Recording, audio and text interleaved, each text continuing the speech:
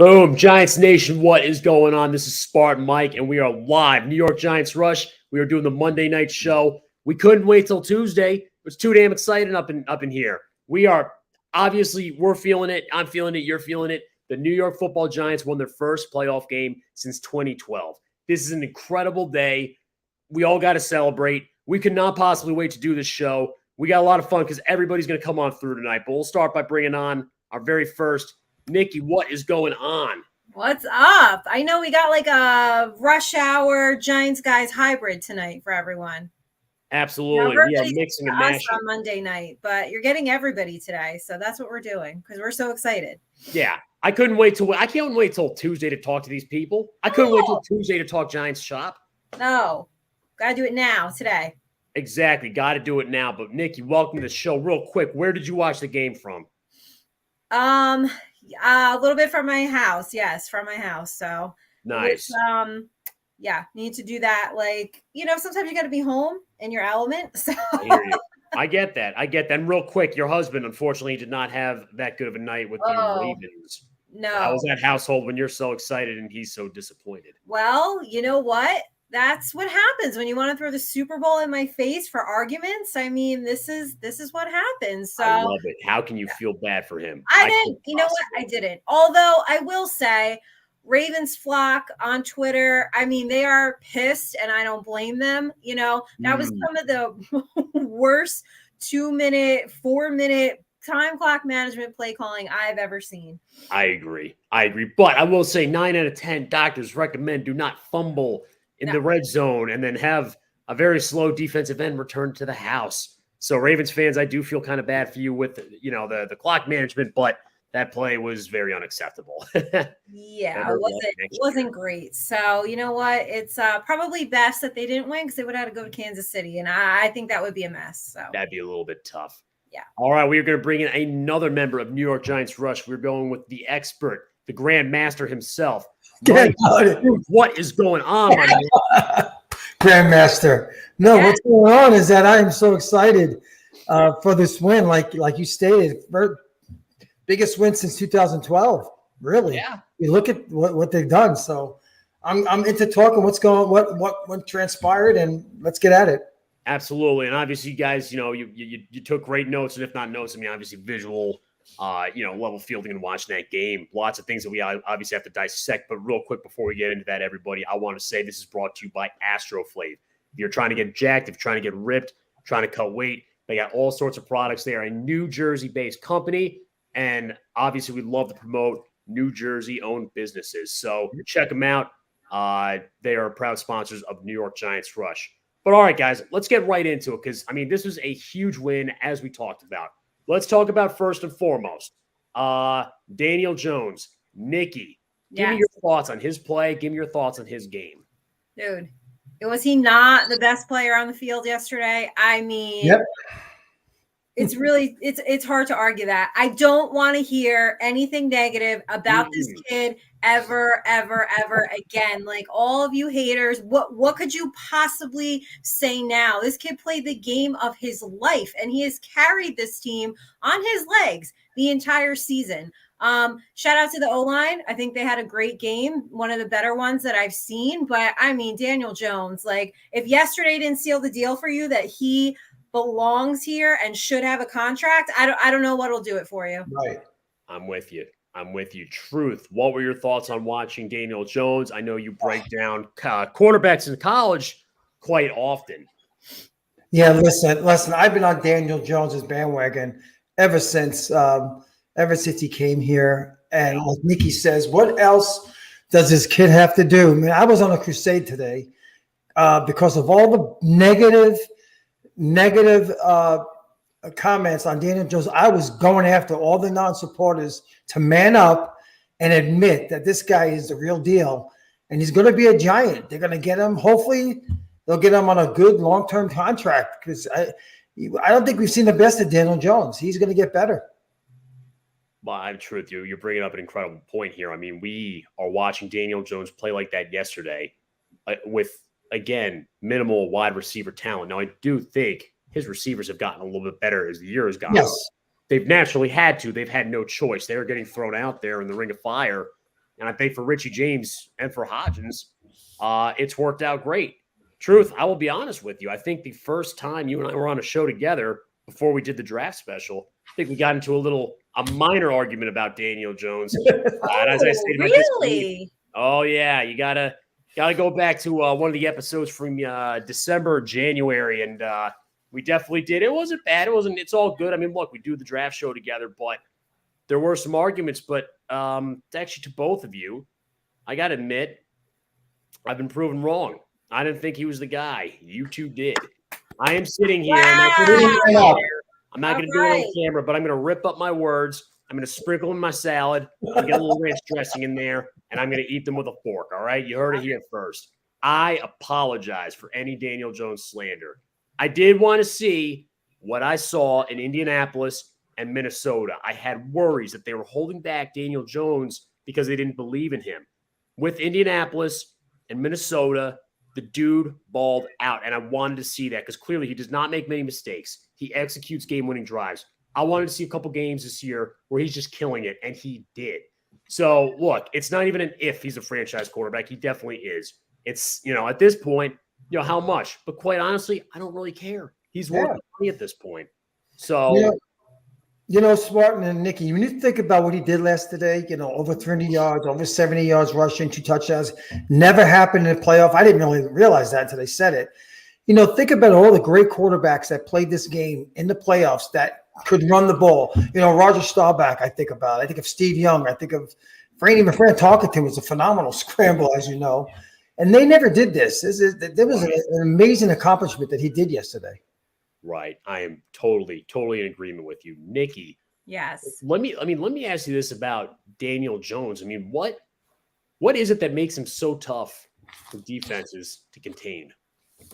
Oh my God, he's got wheels, right? And everybody wants to say that, he's not an athletic quarterback. Well, he can bounce to the edge just with the best of them, right? I mean, I thought, listen, his nickname is not Vanilla Vic for no reason. And I thought it was funny that Vanilla Vic was trending yesterday because it's like the rest of the NFL fans, it's like the rest of the league got to see what we've been seeing all year, that he is an athletic quarterback.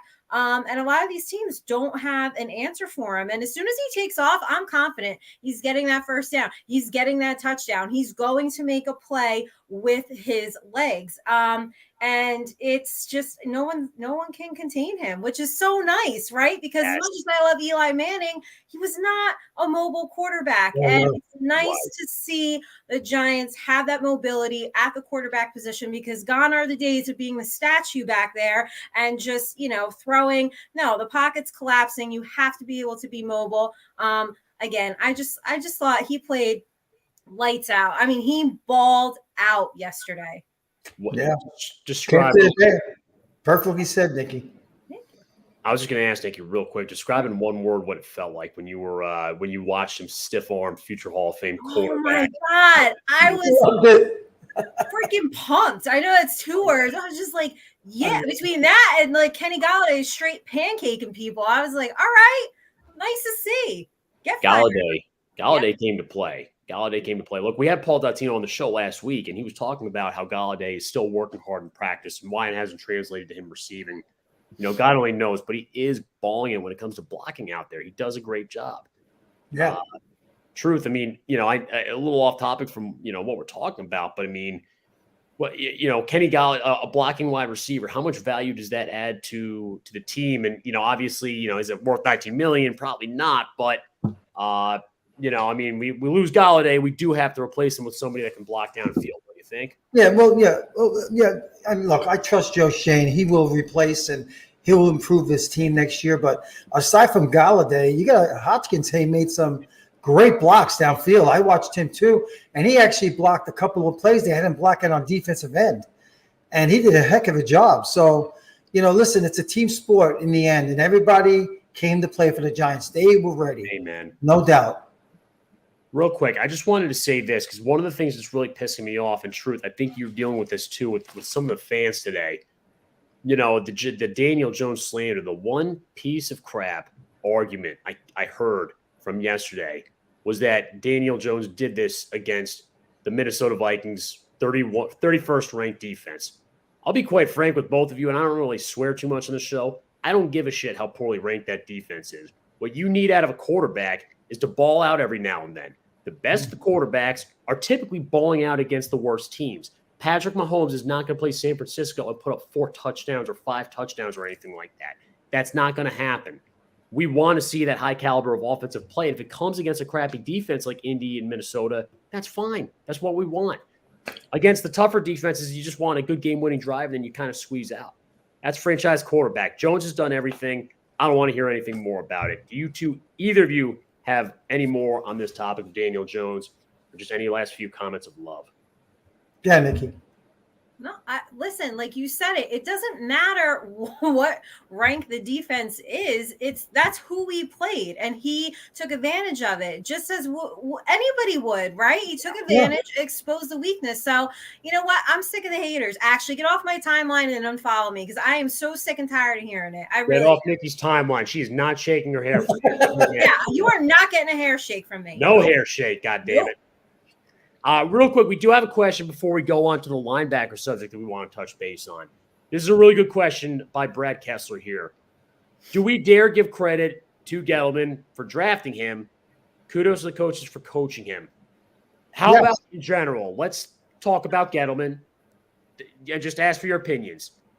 I don't think he was a good GM still, but he did execute drafting. Now, I'm going to give it to him. He gave us the talent to move forward. You know, free agency signings, coaching decisions, those all factor in too as to why he was a failure. But, you know, do you guys feel a little bit less, hateful, I guess, towards Gettleman, or a little less, nasty as we did towards the end of last year? What are your thoughts on his legacy? Yeah, Nikki, you can go. I mean, it's tough, right? Because for so long, I just wanted to be just so mad at this guy, right? But you got to give him credit. He did have some good draft picks. So I'm not going to sit here and say, listen, Galladay signing did not work out. It's not been great for us, but he did hit. So, you do have to give credit where credit's due. But again, like the point was made, it is coaching and being able to coach up the talent. We saw Daniel Jones have not the right fit with the coaching staff. And now we see him with the correct fit. So yes, kudos to drafting, but major kudos to putting the pieces around him to make him successful. Agreed. Yeah. I think that I see the same thing. I mean, not just Jones. I mean, Gettleman, if you look at the core of this team, it's all from Gettleman. If you really look at all these players, and like Nikki said, his free agent signing and his selection of coaches was probably his downfall. Right. That probably did him in. If he had done equally as well in that, he might still be here, but he didn't. Yeah. No, I think we're all on the same page with that. Grateful that he gave us good draft picks, but we really needed a good executive and a good coach to hit it out of the park, and that wasn't really him that was going to do it. So, but again, grateful for the foundation that he was able to bring with the draft picks. I wasn't saying this a year ago. So let's talk a little bit more about the game. There's one particular area that's been a little controversial from yesterday. I don't want to say it was negative or positive, but our linebacking core and how they played. I do want to hear both of your opinions. So, Nikki, I will start with you. What were your thoughts on the linebacker position? And then just anything that were highlights or just overall if you were disappointed, like many were. I just. I think I'm sitting there like everybody else, and you're watching this defense and you're like, all right, why are we going zone here? Like what is going on? And I think I was even tweeting out like, come on, Wink, like dial it up. Some missed tackling there. Again, like interceptions that shoulda, coulda, woulda, that drives me freaking crazy. It's like your hands are on it. You're almost there, make the play. And you know what? Yes, you could say, did the defense step up, make the play when they needed to? But I think I was pretty concerned yesterday, like a lot of us were. Were you guys concerned? Absolutely. Yeah. I was definitely concerned. And truth, I mean, I'll let you go into it more. I mean, the one area with the linebackers, like the tight end coverage was just abysmal. Now, it has been for 10 years, a decade, So, I mean, I guess we just get used to it. But, I mean, Christ almighty, if these tight ends played the Giants every week, Hockenson would be a Hall of Famer first ballot. Yeah, but who covers him? I saw most of the safeties on him. I mean, that's usually who covers a tight end. strong safety. safeties generally, right? But it looked like Yeah. there was some sort of zone coverage that didn't enable That's him to true. That's consistently true. cover him. And maybe this is just a theory, guys. And I want to hear your opinions in the comments. I also want to hear both your thoughts.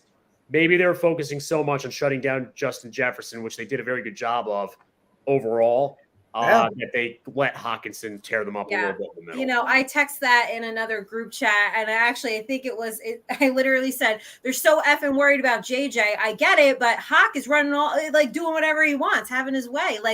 And somebody on Twitter said, it's very Witten-esque. And I'm like, oh my God, nightmares, right? Just nightmares of just this team never being able to cover a tight end. Never. Yeah. I mean, listen, you gotta understand. I mean, Hawkinson's is a talented tight end. And, you can't shut everybody down. Some like last game, Jefferson had a great game. And this time they shut him down a little bit and then went to the other guy. So, overall, though, the Giants did play. They made the plays when they had to, put it that way, when they needed to on defense. Let me ask you this on defense. So going into this week, and obviously we're going to talk a little bit more about the Eagles. Is there anything that you want to see more of or less of out of Wink going just in general with his defense? Do you want to see more blitzing? Do you want to see less blitzing? Or do you want to see, more man coverage? What are your thoughts, Nikki? Oh my God, just bring it. You can't do this against the Eagles. Bring it. I don't know. Just get Hurts on his ass. You have got to come correct against this Eagles team. You have to, or you're not going to have a chance. They need to come out like rabid dogs, and they got to come out fire on all cylinders. You cannot start slow against the Eagles or it's a wrap. And I will get to it, but I'm very uneasy about this game. Yeah, good point, Nikki. I mean, you can't be passive aggressive with the Eagles. You have to have, and Wink won't.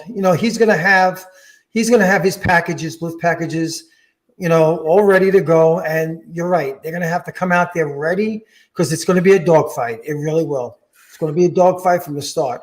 Spartan, are you really going to the link? You did say that, so you might venture. The frontier flights are not as cheap as they were on New Year for whatever reason. So I did look into it, but I'm coupling it with a few things right now. It's those tickets are individually pretty expensive. Yeah. And then I think the point above all else with considering going to the link is that there's so much violence from Eagles fans that it really puts a damper on dealing with it. And Nikki, if I'm not mistaken, you've gone to the link, right? You've gone as an Eagles fan?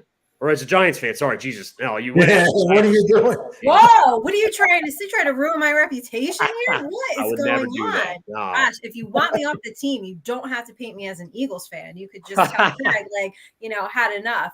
I ain't making that mistake anymore. It's a rough environment, but what kills me is when we're at MetLife and it's still a rough environment with the Eagles fans there. I've just had bad experiences all around. But have you guys looked at those playoff tickets? They are pretty pricey. It's like $400, $500. I've seen stuff for over $1,000 for a ticket. Wow. Yeah. Definitely, it's definitely getting towards the more expensive end. But this is what I hope, and I know I'm being a hypocrite by being like, well, I can't go. You guys should go. I would love for nothing more, but for a lot of Giants fans to show up to this game. I was just talking to somebody who actually a Giants fan in the Chicago area who said he's flying out with his sons to the divisional game because his sons have never seen the Giants in this state of play yet. So I get that. And look, I know it's a rough environment. I know, that the tickets are high. Giants fans, if you can go to the game and you have the ability to, and you live in that New Jersey area and you get down there, do it. Show up for the team, make a scene. That would be super helpful to the Giants organization. I don't talk about how much, fan representation helps, but I promise you, and I'm telling you, it absolutely helps. We've had so many players on the show before that talk about that. The Giants players need you. And then after that, if you can't go to San Francisco, we completely understand those 6-hour expensive flights, and staying in San Francisco do not sound ideal. Truth, any chance you can come up from Carolina? Yeah. Whoa. No, not a man. chance.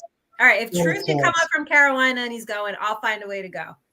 Oh, that sounds like a good deal. Man, you don't know how badly I want to come up for a game. I mean, the last Giant game I went to was way back in the 90s when Jeff Hostetler was the quarterback. That's how long ago it was. Wow. Whoa. Yeah. I'm sorry, that's the last time you were at the Giants game up north, or that's the last time you were at an Eagles game? No, I'm just talking general Giant game. That's the Wow. last game I ever went to. Was that way back? So Oh. I mean, I've gone to Giant Eagle games too, but the last game was Hostel was a quarterback.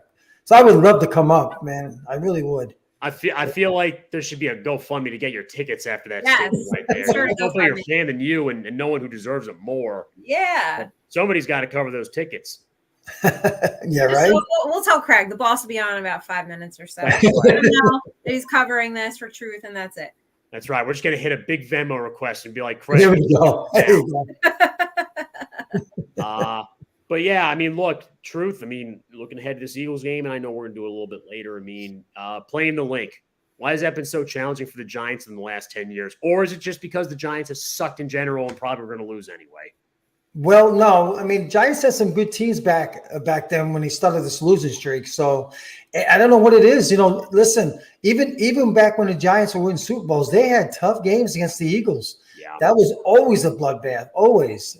Any Giant fan who's been around that long in the 80s, like I have, and seen those, they always gave him a hard time. And late 80s, 88 through 1990. I mean, yeah, I think they went 1-5 against the Eagles during that stretch. I mean, the Giants had a 10-6 team, a 12-4 team, and the 13-3 Super Bowl winning team. Now, mid 80s, they took care of business against the Eagles. They took care of Jaws. Cunningham caused a lot of problems for the Giants. Sure, he did. He was a talented quarterback. He did. Well, listen, it's to me, it's all in the past. I don't think about what they didn't do. The losing streak, and I'm sure Dable is not going to worry about that. He's going to make these guys ready to play. Forget about the losing streak; they'll be ready. Hell yeah! Yeah. All right, well, hey guys, look, just back on this game real quick. Back on the Giants Vikings game. Let's talk about a player who obviously adds value, obviously added value, but didn't really get a lot of reps. Hey, worked out offensively. We scored enough points to win, right? So no problems. But were you guys a little surprised with, what were your thoughts on the amount of times they gave the ball to Saquon Barkley? Nikki, I want to hear your opinions first. Yeah, I was a little shocked, right? I thought it would be a little bit more. I felt like let's just feed him. That's kind of been my gripe. Like, listen, we say this all the time. We're nitpicking from where we were last season to where we are, now. Obviously, I feel like I wanted to see Saquon get involved a lot more, especially the second half of the season. So for me, it's always just seemed to take a little bit long to get him going. I just thought that they just haven't really used him that much, which I get. Maybe, it's just trying to preserve a little bit here, but I would have liked to see more of him. But like you said, it did work out. He did get in the end zone a few times, he scored enough points. But, for me, I feel like it's always taking a little bit too long. Yeah. I get that. What about you, Truth? A little shocked that they didn't utilize him more as a rusher. I loved when he did have the ball in his hand and he ran very hard this game. I mean, he ran through people. Yeah. He didn't dance. He didn't jiggle jangle. He ran through people. Right. And I loved it. No, I'm with you, because there's a lot of times where he's doing the sideways stepping, and that's always the one part of his game that I wish it's if it's 3rd and 1, man, just hammer forward. And this time I really felt like he did a good job of doing that. 3rd and 1, there was one, where he got to that, yard marker, and I thought he was going to start doing the sideways stuff, and he just bulldozed right into a player, which he doesn't always do. Yeah. I really do think that Saquon did a great job when he got 9 touches yesterday. There were a couple plays where nothing happened, but he overall averaged 5.9 carries or yards per carry. And that was pretty impressive. I mean, I definitely think if they handed the ball off to Saquon, it definitely wouldn't have hurt the offense. I think they could have done either or. But it is surprising that they gave him 9 touches against Minnesota yesterday. Yeah. And then against Houston, he ran the ball every time, right? Yeah, I think so. He had a heck of a lot more than nine touches. 35 carries or something like that. Yeah. Yeah. And listen, he ran hard. I mean, he carried Delvin Thomas into the end zone on that touchdown. And Dalvin Tomlinson's a big dude. I can't carry him, period. I don't know how he carried him at all. Saquon, those thighs, baby. That's it. Those legs. Yep. God, those are something else. What did OBJ give a nickname? What was his nickname because of his thighs? Oh, I don't know. What did You remember? What did he call No. him? I forget. Yeah, it was hilarious. He had a great Someone in nickname. the chat will know. Yeah, someone in the chat, if you know what OBJ gave Saquon's nickname because of his thighs. Brad, Todd, Mark, we need your help tonight, please. Yes, we are drawing a blank. What is this nickname? Saquads. Say quads. Saquon, there you go. Brad was the Mark's first one always to on put it. it in technically. However, a bunch of people. Hey, look who's on board. Oh, the Oh boss my is God, here. the party has arrived. Craig Oh, here we Santucci, what go. is going on, my friend? I Gotta think- get a sound on You're though. on mute. Yeah, you're muted.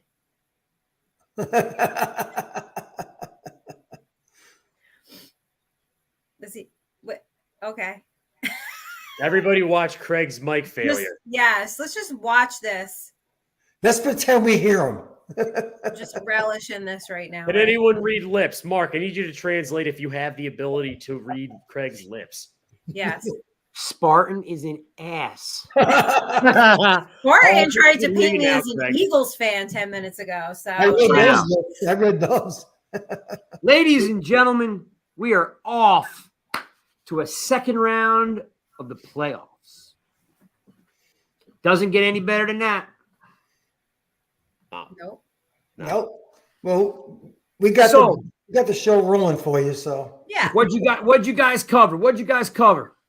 We covered Jones, we covered linebackers, we covered Saquon. We did touch base a little bit on the Eagles because I couldn't control myself and I'm very greedy. I apologize. But I also, Craig, because you're going to love to hear this, I said I'm eating my words with a fork. A month ago, you and I had a little spitty spat on here. Eat it Where up. I'm like, hey, he hasn't really quite proven himself, this Daniel Jones guy. And you're like, Spartan, you know what the hell you're talking about. You're youngin, you're a millennial or whatever you are. And I said, Craig, come on, man. I know what I'm talking about. And here I am eating my words with a fork, and they taste delicious right now because I couldn't Best crow you ever ate, right? It's delicious. Oh my God, grilled, it's delicious. tasty. Yeah. Oh yeah, a little red base seasoning in there. Come on now. Oh, all right. Okay. Well, let's since you covered a little bit about Jones, right? Listen, Jones, and I've said this earlier today. I said it to Nikki. Jones was the best player on the field last night, and it's refreshing to actually have that as the sentiment. Okay, like he, I know Mark, not Mark, but Spartan said, that he was that the Vikings are frauds. But let me tell you, regardless, you can't be a complete fraud winning 11, 12, 13 games. And last night, Daniel Jones was the best player on the field, and it was refreshing to see this guy take a beating and keep coming back, making plays with his arms, making plays with his legs, and it's just. I mean, again, NY Giants Rush was started in 2011. Okay, we haven't had really overall a lot of winning seasons since then, so this feels good. What's up, Chris? Hey, Craig. Hey, everybody. It's a happy group there. It's a happy rush group. party. It's a rush party. Greg, Really real quick before, because I got to drop everybody. I'm going to leave it to the professionals here as I'm the amateur who doubted Jones. I did say this because you brought up kind of a point, and I already talked about it earlier on the show, but like anyone saying that the one thing I hate seeing is like, oh, the Vikings were ranked 31st on defense, therefore Jones's big night doesn't matter. Bullshit. That was an incredible night that he just put on performance. And the best quarterbacks have those days, the big baller numbers against crappy teams. That's how it is. Again, Mahomes and Allen, they're not going to score 5 touchdowns against the 49ers. It's not going to happen. They scored against the Vikings. Daniel Jones just did that. He's putting up baller numbers. He can lead game-winning drives. He's an elite franchise quarterback. Sign the dotted paper. I'm done.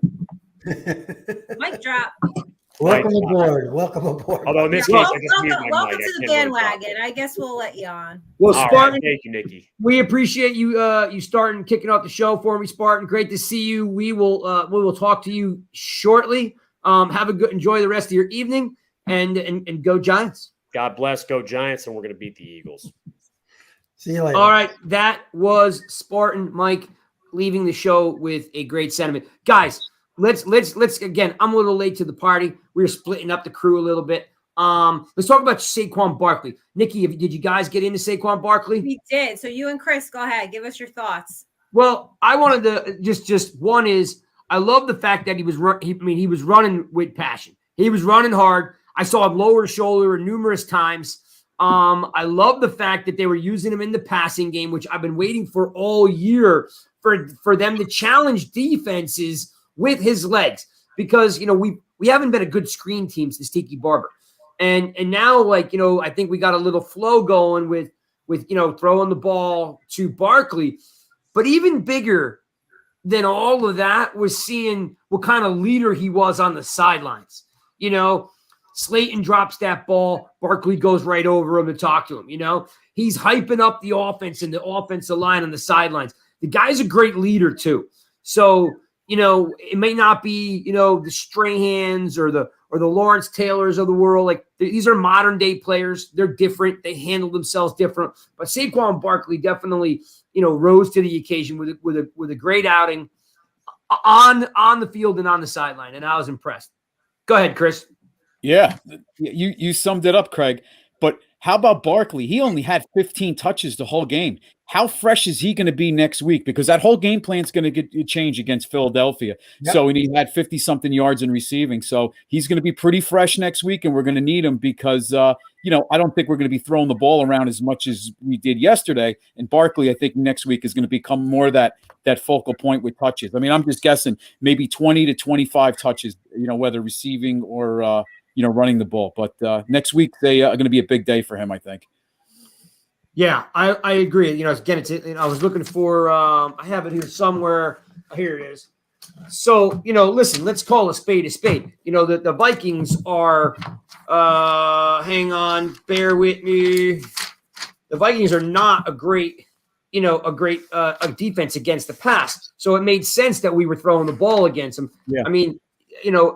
Again. I just like the fact that Barkley was dropping his shoulder, laying into guys when he needed a first down. He got it. And we've all questioned sometimes his aggressiveness.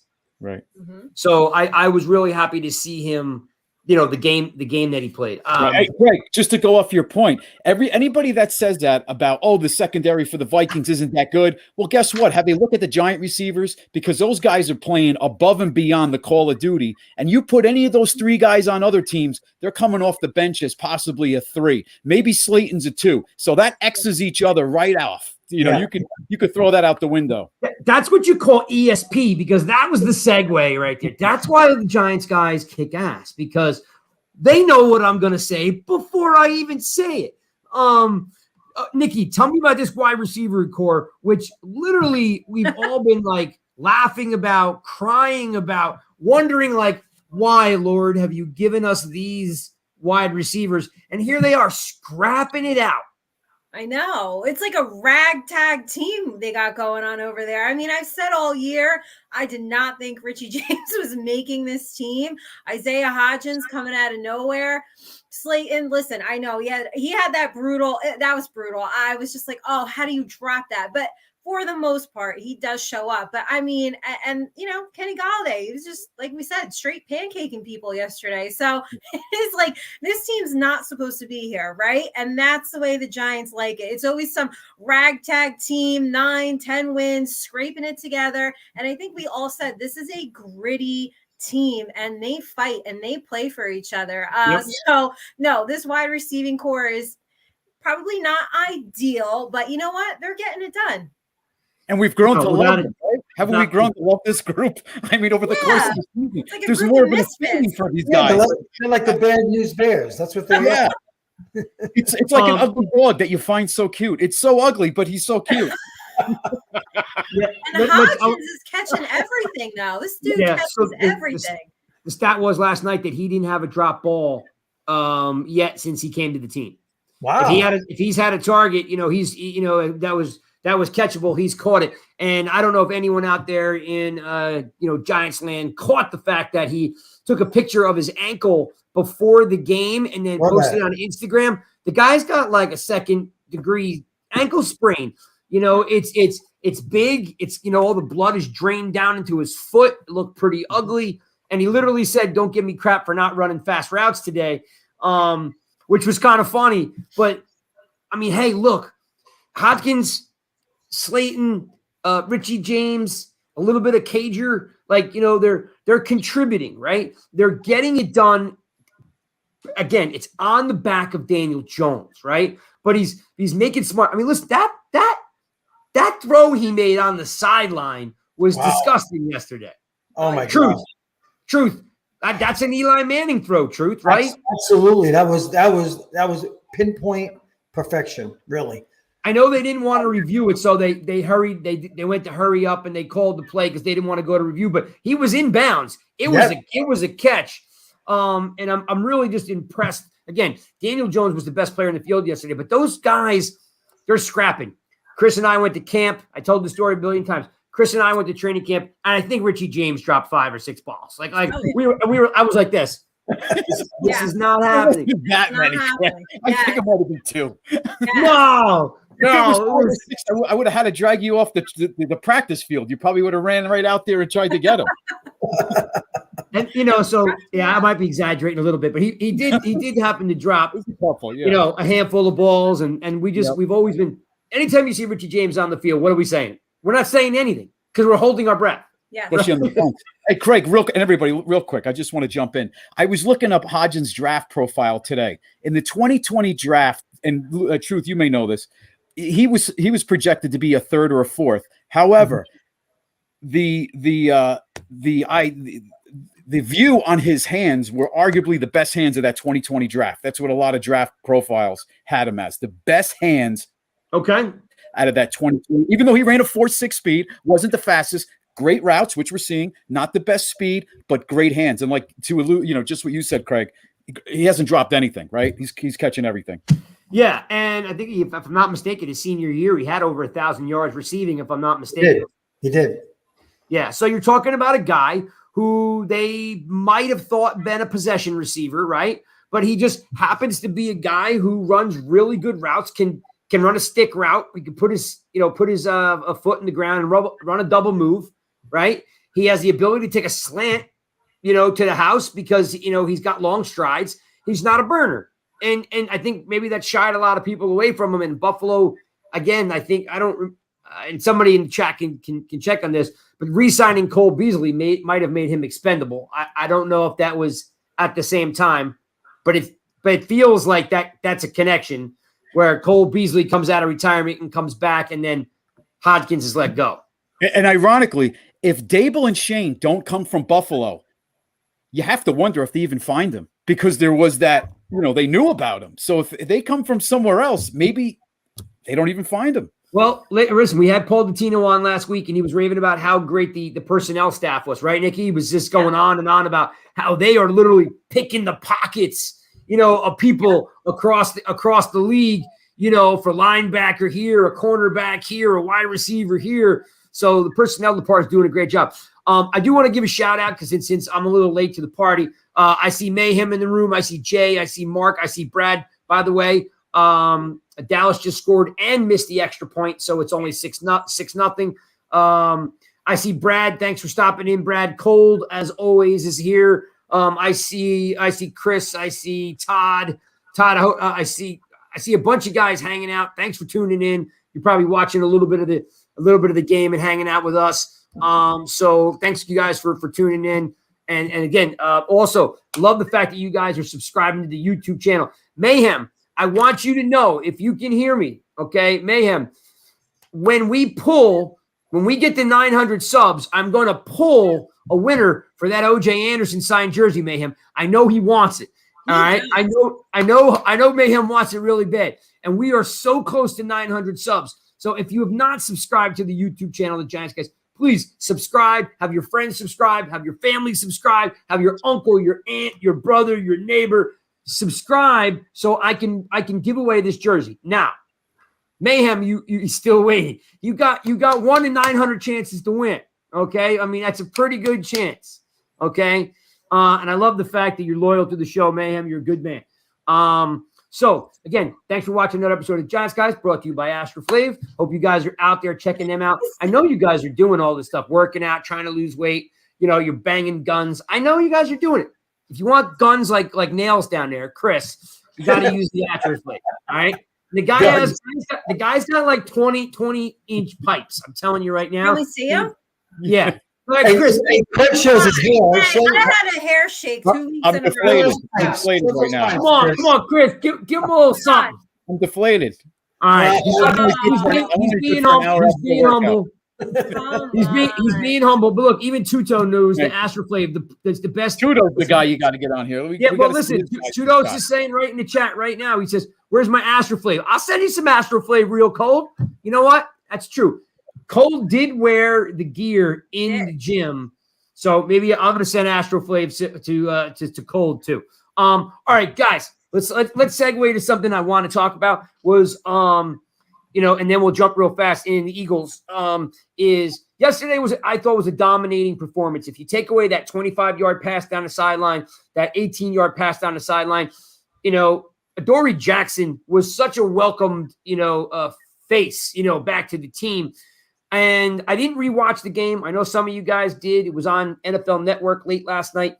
And the chat, you guys could jump in. Truth. Do you chalk up that Jefferson basically was non-existent in the second, third, and fourth corner because of Jackson? Or do you find that he was being matched up? Why did Jefferson just disappear? Well, I think it had a lot to do with Jackson. I mean, Jefferson ended up with, I think, 7 catches or 47 yards. So, and that's a big difference from the first game. We had 133 yards total in yardage. So, yeah, I think a lot has to do with Jackson. You got to give him credit for that. And perhaps the offensive coordinator for the Vikings said, you know what, I ain't going to go there. I'm going to go find someone else. And he did. He found his tight end and went to that well a lot in the second half. Well, I'm glad you brought that up because that's the segue that I was looking for. I knew Truth would give me the answer I wanted. That's why he's the truth. So, Nikki. Yes. Something that's you guys know, everybody knows what my wheelhouse is when it comes to like the draft, the reviews, anything. I got one position that and again, I didn't play this position in college, but exactly. I got one position that I always hone in on. They're my guys. No one covers them better than I do. I'll go on other people's podcasts and I tell them exactly what's up. Tight end's my spot, okay? Mm-hmm. I think teams win with great tight ends, okay? Knox in Buffalo, Kelsey, all those years with Ertz in Philadelphia. Nikki, we're gonna go to the Eagles, and Goddard is just as good as pretty much anybody out there. Beside Kittle and Kelsey, Goddard is a slam dunk. I know they're watching film, Nikki, right now saying Hawkinson back-to-back games, is just open and they're feeding him. Yeah. Are you concerned at all, that this is an issue, that we're leaving the tight end open at all? Are you worried? Do you feel we're going to be okay like next week? Because I'm telling you, Goddard will put 80 and 2 touchdowns on you. No, I don't feel okay by any stretch of the means here. Like we had talked about, I mean, I haven't seen them cover tight ends in 10, 11, 12 years. It's just it's just a point of concern. Obviously, it actually doesn't matter who the tight end is. They'll have a career day. So no, I am incredibly concerned about that. Yeah. Mayhem said the same thing. We haven't covered a tight end in 20 years. Yeah. It's incredible.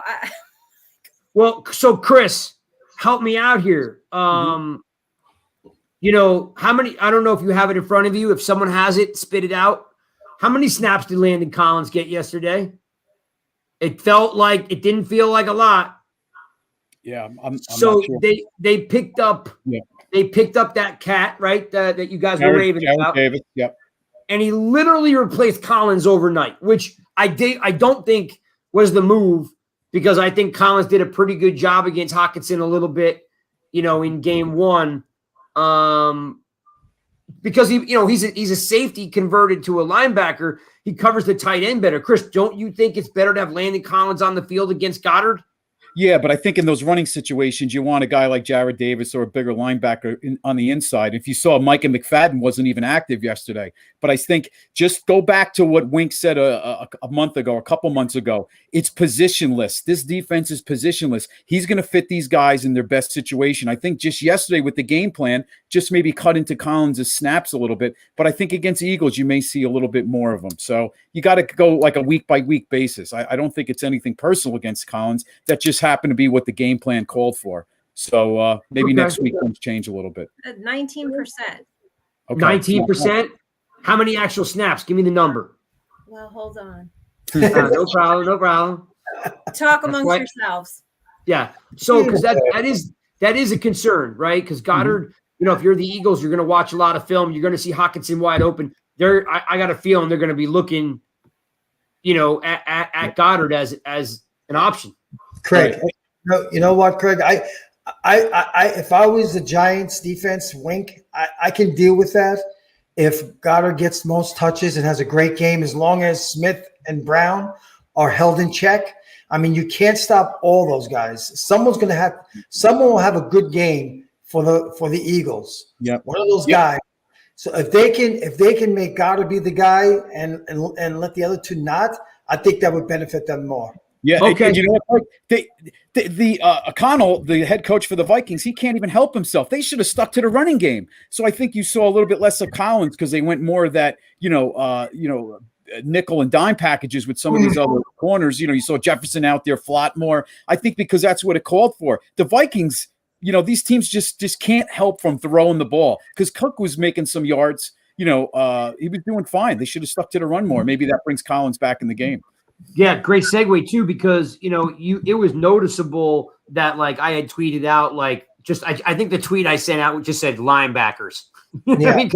because nobody, because again, I like Smith from a aggressive standpoint, but because he refuses to hit anybody, below the shoulder pads, he gets carried down the field 5-6 yards every single time. Cook was having his way up the middle. You're right. That Viking game had a lot to do with not running the ball anymore.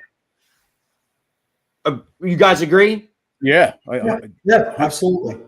So if Goddard's going to beat him, so be it, because you do have to shut down Brown first and foremost. Yep. Pick your poison, right? Maybe you bracket Brown and you say, "Go ahead, Goddard, beat me," and you go toe to toe with him and see if we can, the safeties with Love and McKinney.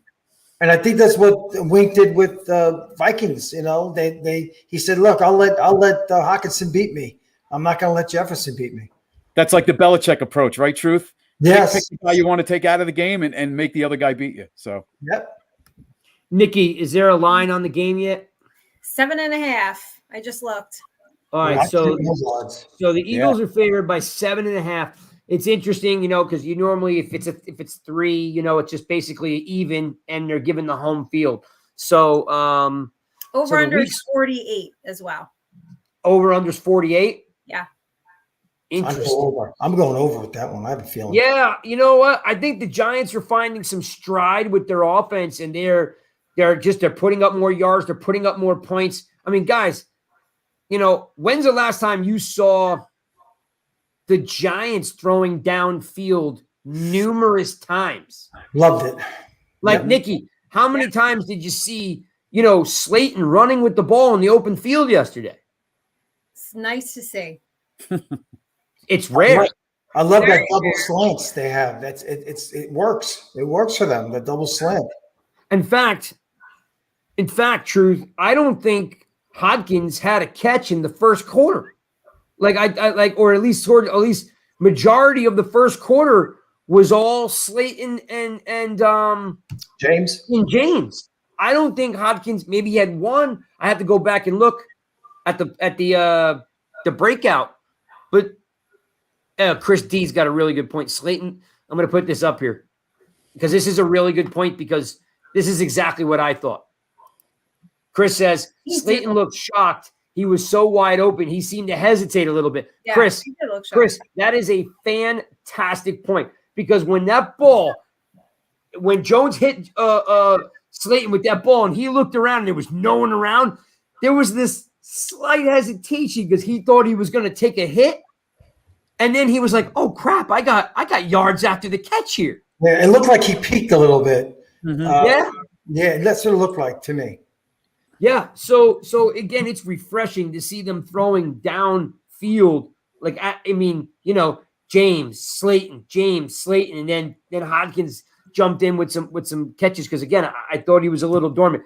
Okay, I took some heat for this, Nikki. Was it appropriate for taking heat with this? I tweeted out, why did we go away from Barkley at one point in the game? He had 50 yards on 4 carries. So he was averaging 12 yards a carry. And I was like, why go away from Barkley? And then, because the second quarter, I don't think he had a carry or maybe he had 1 or 2 carries. Is that crazy for me to say? Because in the third quarter, they started throwing him the ball. Yeah. You got heat for that? I did. Yeah, well, heat for everything on Twitter. No, I was with you. And, we did touch on it before you hopped on.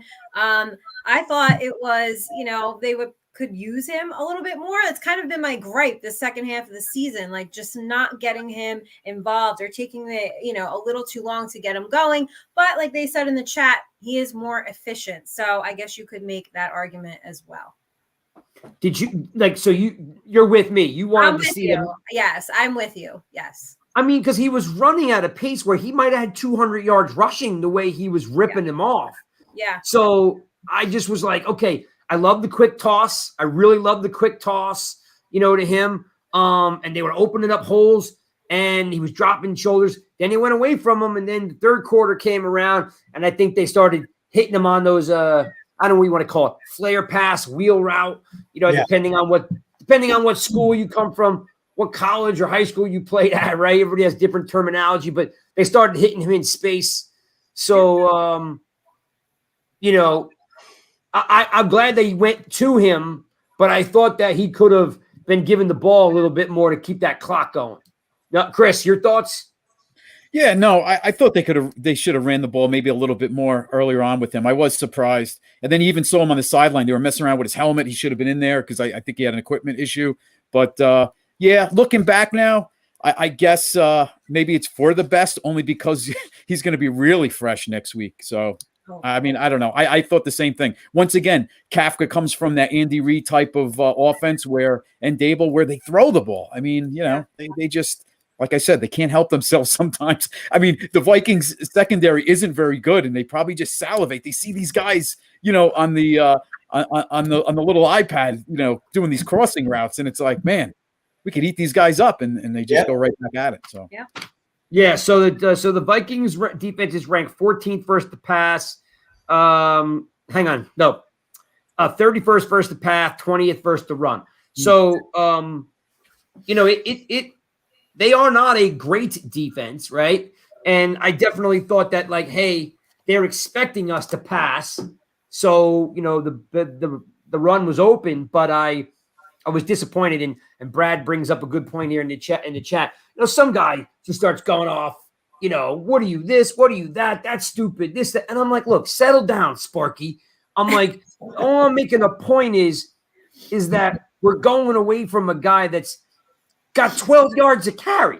So I don't care how you get him the ball, I'm going to kind of move towards the Eagles here, guys.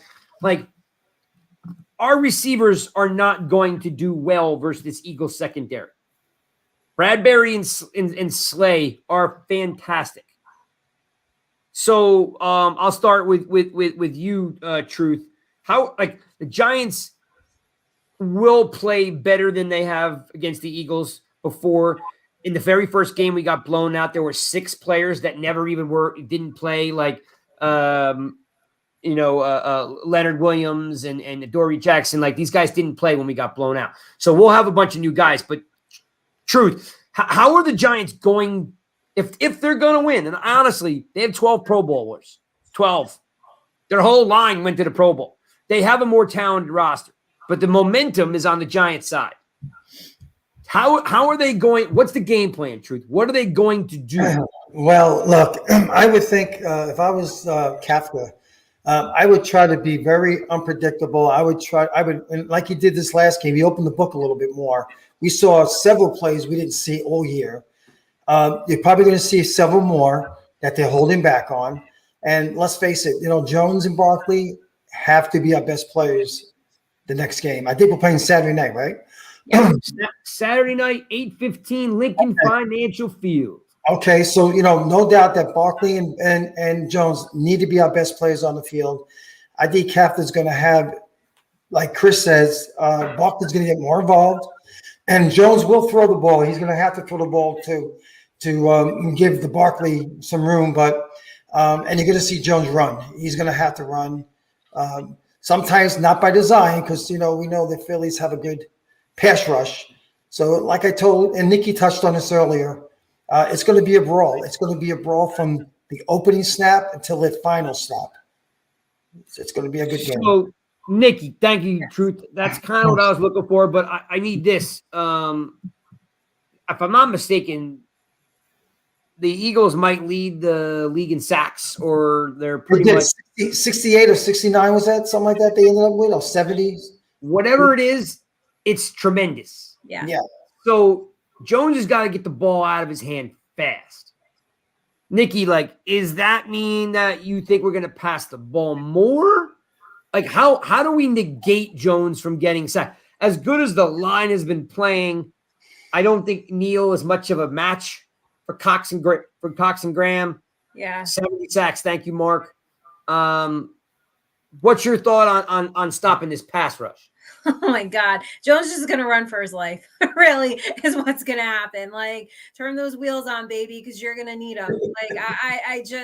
I am really concerned about this game. I hate to be a Debbie Downer, but I just think that, we're going to be overmatched in a lot of phases here. But there is something to be said for this team being gritty and fighting to the end and playing with heart and playing for each other. And you know what? Hurts hasn't played right in a little bit here. Sometimes when these teams get this bye week, they come back and they're kind of rusty. So I think that we might see the Eagles be a little bit rusty, and that'll be a good opportunity for the Giants to start really fast, start hot, try to jump out ahead. You cannot get behind against this Eagles team, but they should have some success running the ball. All right, I got to put this up here because my man Jay is just off his. I think he's off the rails a little bit. All right, Jay. Oh. Neal is not garbage. All right, no way. He is a rookie learning to play a new position in the NFL. Listen, college football is done at Thanksgiving, right? And then you play a bowl game. So he's already played more football as a pro than he did the last 2 years in Alabama. Yeah. So this is a whole new thing for him. And remember how we all were writing off Andrew Thomas. Let's not forget, right? With Colombo and Googs who came in. Neal's going to need some time. He will be a better player next year because he's going to correct his mistakes, work on technique, gonna get stronger. I mean, the dude he's a mountain of a man. It's what I mean? It's just going to take him some time. Chris, my thought is Bellinger becomes an interesting play here. What's your thought on Bellinger helping out not only with chipping and helping block, but then slipping out possibly, into the flat and that being an option for Jones? Yeah, I think that 11 personnel, right, with Barkley, and you're going to have Bellinger be that tight end, helping Neal out on that side, whether to chip or give him some help. So I think maybe you see Neal off the bat, see how he does, and if not, you're going to bring him some help. But I think this game, you have to slow the game down, right? I think you're going to see RPOs. I think everything's going out the window against these guys. And I think it's the Barkley Jones show, RPO style, slow it down, wear them out, get to the fourth quarter, keep it close, and then maybe they can pull it out. Keep that defense on the field, methodically come down the field. True. Passing game. Bring those linebackers up, right? If they can do the RPOs and get Barkley going, that's going to bring these linebackers closer to the line of scrimmage, and then Jones could work the passing game a little bit more. Truth, is there a weakness on the Eagles defense? Because they do got some ballers over there. Is there something that can be exposed? No, let's see. They have I think if you look at their three level of defense, we already touched on the secondary, and the corners are exceptional. The safeties are good. I would think if you had any kind of weakness, it would be their aggressiveness. That's what they got to capitalize on, their aggressiveness, and let them over pursue. And then that's how you get them, counter plays, misdirection plays. That's what you got to do with them. No, I'm sorry. Keep going. No, just slow their aggressiveness down a little bit to make them think, not react. That's the key to a great team like that. And one thing I want to say, and this is just a guess on my part, I think that Cage is not going to play this week. I think Venick is going to play, or Varnick, because he's a better blocker. I think that would be the one. Oh, you mean Cager? No, not Cager. I don't think he's going to play. I think is it Varnick, the other tight end they have? Nick Vanette. Yes. Nick Vanette. I think he's going to play. He's a better blocker, and they might use him to help out in blocking and let Bellinger be more the receiver. I think that's what's going to happen. Chris, how impressed yesterday with the misdirection, the Statue of Liberty? Like all of a sudden, I'm like, where were these plays? They're running two guys in motion, crossing routes, handing it, keeping it, RPOing it, going back, throwing to Barkley, handing it off to Breida over here. And I'm only bringing that up because of what Truth said. Truth just nailed it. The Eagles are aggressive. They want to go. So when you got someone that's that aggressive, you want to get them over pursuing one way, cutting back against the grain the other way. So we might have seen a little bit yesterday on what we see a lot more of on Saturday because they may need to get these guys to over pursue. Thoughts? Think of Andy Reid. Kafka was with Andy Reid in Philadelphia. He was a quarterback with Andy Reid. Went to Kansas City with Andy Reid. He goes deep into the playbook. It's divisional round. Pull out all the stops. And Andy Reid style, he always pulls something out of his hat, right? So Kafka, I'm sure, is going to have something, some out of the ordinary type of, plays or formations to keep the Eagles on their toes. So it's going to be fun, I think, to watch the chess match, right? Yeah, no doubt. All right. So, hey, what's up, Patel? Thanks for jumping in. So, all right, we're gonna wrap up pretty soon, guys. From an offensive standpoint, the Eagles got Brown, they got Smith, who we were going to draft, and then we got jumped over, and of course they've got two really good running backs and an all-world light offensive line. Nikki, are you? But I mean, as much as I love their offense, there's one guy that I'm not really scared of, and that would be Jalen Hurts. I'm not really scared of Jalen Hurts because I saw what Jalen Hurts is without AJ Brown. Yeah. So now you don't have to have that opinion. I'm handing this to you. How are we gonna shut down this? Where's the weak link on the offense for the Eagles?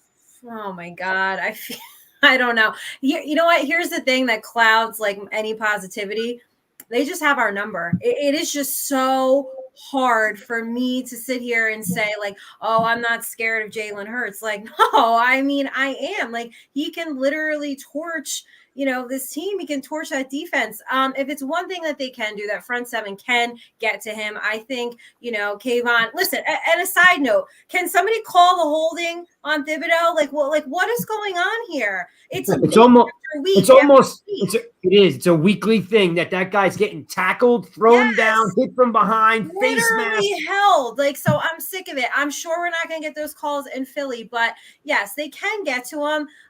But no, of course, I think you have to give respect to this team and to Jalen Hurts, and for the fact that they just have our number. They do have our number. I'm sick of them having our number. No doubt about it. But you have to take that in consideration. Who's got the year? You guys could look it up. We haven't won a game in 2013.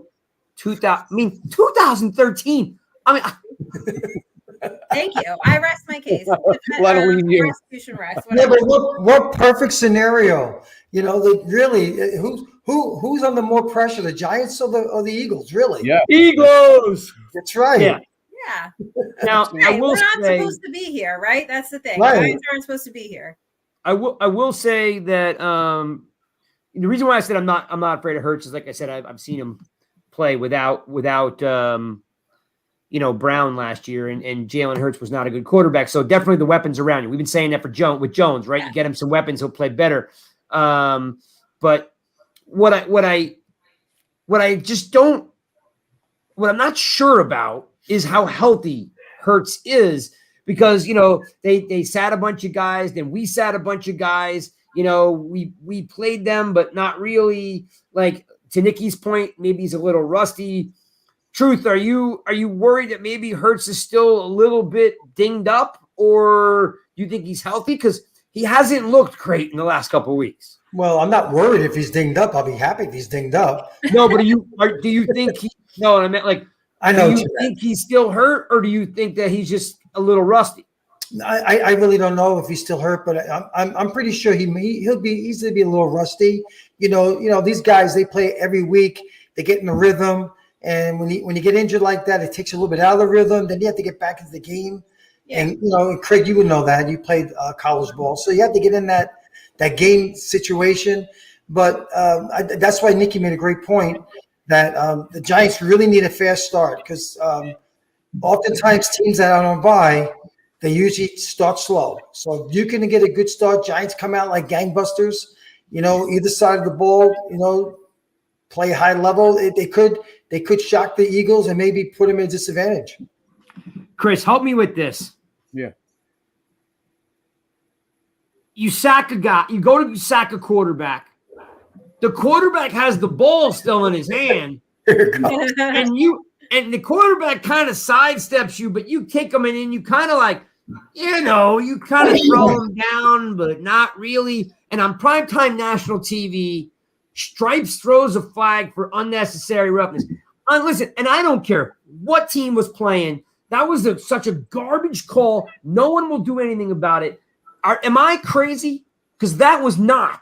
Yeah, under any circumstances. Was that unnecessary roughness? Terrible call. No, I mean, unless they thought in real time the hand was going across the helmet, the face mask there. That's what I think it was. I mean, maybe it was that. You love to get an answer from the official, but yeah, I mean, the throwdown wasn't any. The ball was still in his hand. I mean, even I don't know if it was Pereira or Stenator, the official in the booth that was with the guys. He didn't even agree with it. So maybe it was the hand to the helmet. But yeah, it was still.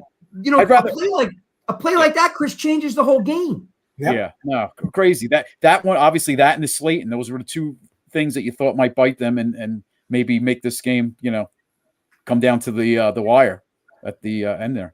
Nikki, I what drives me crazy about it is like there's no repercussions for these refs. That kind of play can't happen in a wild card game in prime time, and then you can see that the arm comes across. Hurts his chin strap because he was avoiding the sack. He still had the ball in his hand. It wasn't like helmet down. Did you think the hit was egregious, Nikki? Yes, it was egregious. I was screaming, and then I was like, "No, the hit." Did you think the hit? Did you think the hit was unnecessary? No, I thought the call was bullshit. It was complete bullshit. Yeah, no, that was not roughing the passer. But Joe's right. These calls are getting worse and worse and worse. My God, just why don't you stick flags on it? Why don't you make every game like the Pro Bowl? Friggin' flag football. And to your point, the XFL, I think it's the league that's going to be out again in the spring. What they're going to do, and it's actually not a bad idea, they're going to have something, I think it's them or the USFL, they're going to have something like a universal flag. You get one chance to use the flag, a separate challenge on anything you want. And that would be something you'd want to challenge, an unnecessary roughness call. So, be able to use one challenge for anything, because that would be something you'd want to try and overturn. You know what's funny? When Jones did that, the 4th and 1 late in the game and he got it, quarterback sneak, he got formed right in the face. Oh, yeah. Yes, back, it was so blatant. You see Jones' neck snap back. That was a goal. Mike, great call, Stuart. Yep. He came in like this. Came in here, took Jones' face up like that. No call. And then there was a helmet to helmet earlier, I think, on Slayton that didn't get called. So it's just like there's 5-6 refs on the field. How do they not see this stuff? And I can't stand it in big games when it's like when Dexter Lawrence got called for offsides when they blocked the field goal last year. Like, oh yeah. Yeah. Big games shouldn't be ruined by the referees. They win or lose by their play. not by some bogus phantom calls.